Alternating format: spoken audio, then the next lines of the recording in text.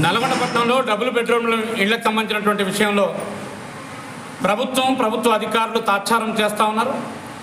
తాత్సారాన్ని విడనాడాలి. 556 మందికి సంబంధించినటువంటి లబ్ధిదారుల పేర్లు మీరే గుర్తించారు, మీరే ఎన్నిక చేశారు, మీరే డ్రా తీశారు, మీరే లిస్టు చేశారు.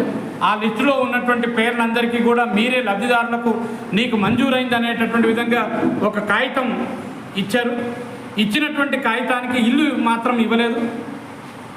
గత నెలలో మేము కలెక్టర్ గారిని కలిసి, ఆర్డీఓ గారిని కలిసి, ఎంఆర్ఓ గారిని కలిసి వినతులు ఇచ్చినటువంటి సందర్భంగా అక్కడ మౌలిక వసతులు కల్పించి జనవరి 26వ తారీఖు నాటికే ఈ ఇళ్లకు సంబంధించినటువంటి విషయంలో పూర్తిగా పంపిణీ జరగాలని చెప్పి అనేటటువంటి విధంగా కలెక్టర్ గారు అట్లా ఆదేశాలు ఇచ్చారు. కానీ కలెక్టర్ గారి ఆదేశాలు కూడా బేఖాతారు చేసి కింది స్థాయి అధికారులు అక్కడ మౌలిక వసతులు కల్పించేటటువంటి పని జరగలేదు. మేమందరం అనుకున్నాం గణతంత్ర దినోత్సవం 26 జనవరిన మా అందరికీ ఇళ్ళు వస్తాయి, గణతంత్ర దినోత్సవం సందర్భంగా మేమందరం ఆ ఇళ్లలోకి వెళ్ళి పాల్పొందించుకోవచ్చు, మా అందరికీ ఇల్లు అనేటటువంటిది వస్తుంది అని చెప్పి అనుకున్నాం. 26వ తారీఖు చూసాం, ఇల్లు వస్తుందేమో, మాకు ఫోన్ వస్తుందేమో, మమ్మల్ని రమ్మని చెప్పి అంటారేమో, మాకు లబ్ధిదారులకు సంబంధించినటువంటి ఇంటి నెంబర్ ఇస్తారేమో, ఆ ఇంట్లోకి వెళ్ళిపోదాం అనేటటువంటి ఉద్దేశంతో ఉన్నాం. కానీ అధికారులు మాత్రం దానివైపు అటువైపు ఆలోచించినటువంటి పరిస్థితి లేదు.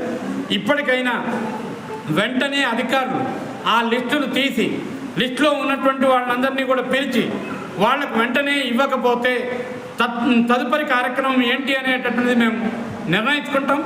దానికి ప్రభుత్వమే బాధ్యత వహించాలి. అది ఏ రకమైనటువంటి కార్యక్రమం జరిగినా ప్రభుత్వమే బాధ్యత వహించేటటువంటి పని జరగాలి. అందుకే కలెక్టర్ గారు జోక్యం చేసుకోవాలి. వెంటనే ఈ నెల 7వ తారీఖు, ఫిబ్రవరి 7వ తారీఖు వరకు ఈ ఇళ్లకు సంబంధించినటువంటి స్థలాలు ఇళ్లలో పంపిణీ చేసేటటువంటి పని చేయాలి.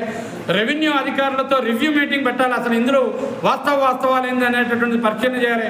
దీంట్లో ఉండేటటువంటి ఒకరో ఇద్దరో లబ్ధిదారులు కారు అని చెప్పి మాకు కంప్లైంట్స్ వచ్చినాయని చెప్పి ఆర్టీఓ గారు చెప్తున్నారు. నిజంగా అట్లాంటి కంప్లైంట్స్ వస్తే అట్లాంటివి వచ్చినటువంటి దాని మీద రీ ఎంక్వైరీ చేయండి. ఆయన లబ్ధిదారుడు అర్హుడు కాకపోతే ఆయన తీసి ఇంకొక లబ్ధిదారుని పెట్టండి. అంతే తప్పించి ఒక్కరి పేరుతో 100 మందిని ఆపేటటువంటి పని సరైనది కాదు. అందుకే వెంటనే వీళ్ళకు ఇల్లు ఇవ్వాలని చెప్పి సిపిఎం పార్టీగా, అదే రకంగా డబుల్ బెడ్రూమ్ పోరాట కమిటీ తరఫున కోరుతాం. సిపిఎం పార్టీ అనేక రూపాల్లో ఆందోళన చేయడం జరిగింది.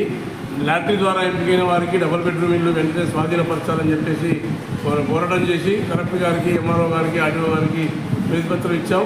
దాంతోపాటు దానికి సపరేటు పోరాట కమిటీని ఏర్పాటు చేసి ఆ పోరాట కమిటీ ద్వారా అనేక రిలే నిరాదీక్షలు ఇలాంటి కార్యక్రమాలు కూడా జరిగినాయి. జనవరి 26 నాటికి ఈ యొక్క డబుల్ బెడ్రూమ్ ఇల్లు పంపిణీ జరుగుతుందని చెప్పి ఆశించాం. కానీ ప్రభుత్వం నిర్లక్ష్యంగా ఉంది. కాబట్టి ఈ ప్రభుత్వం వీళ్ళ లబ్ధిదారులను స్వాధీనపరచకపోతే తదుపరి వారం రోజుల్లో మా ప్రత్యక్ష కార్యాచరణ ఉంటుంది. దానికి అధికారులు బాధ్యత వహించాలని చెప్పి హెచ్చరిస్తూ ఉన్నాం.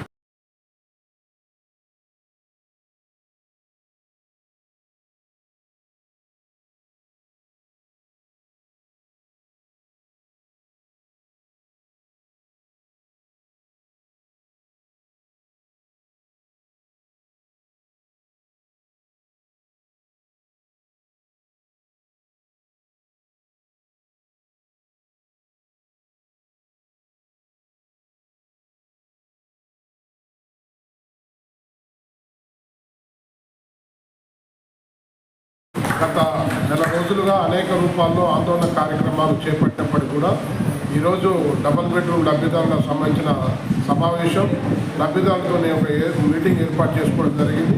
భవిష్యత్తులో వీళ్ళందరికీ కూడా డబుల్ బెడ్రూమ్ లబ్ధిదారులందరికీ కూడా ప్రభుత్వం, ఆర్డీఓ గారు బాధ్యత వహించి వీరందరికీ కూడా ప్రొసీడింగ్లు ఇవ్వాలని చెప్పేసి మేము కోరుతున్నాం. లేని పక్షంలో మా కార్యక్రమాన్ని మేము కార్యరూపం దాల్చి మా యొక్క వీళ్ళందరినీ కూడా డబుల్ బెడ్రూమ్ ఇళ్లను తోవడానికి మేము ప్రయత్నం చేస్తాం. ఆ రకంగా పోరాటాన్ని ముందుకు కొనసాగిస్తామని చెప్పేసి తెలియజేస్తున్నాం.